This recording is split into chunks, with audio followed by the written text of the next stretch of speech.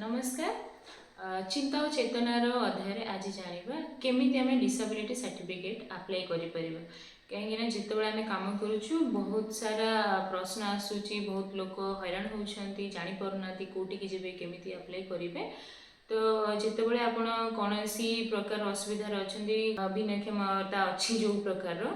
से विभाग को आमको जावाक पड़ो आउ से विभाग में चिकित्सक मानू परामर्श नहीं प्रत्येक जिला चिकित्सालय आमर गोटे यूटीआईडी सेल बोली रोचे आपड़ से आपणकर पिलार कि जी भी आपणर डिसेबिलिटी अच्छा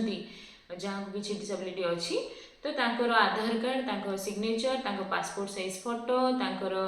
आंगुठी छाप एगुड़ा सबू थिबा दरकार पाखरे कि पिलाटी कि लोकटी आपण पाखरे थिले बहुत भल कथा आपण से सब डॉक्यूमेंट सहित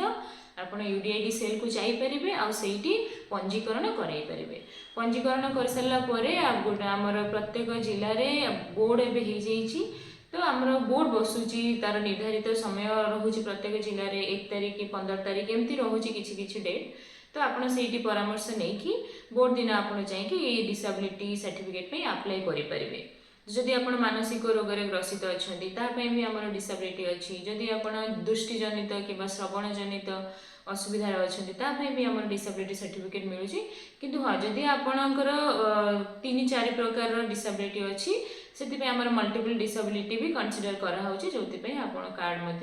अवेल करेंगे। तो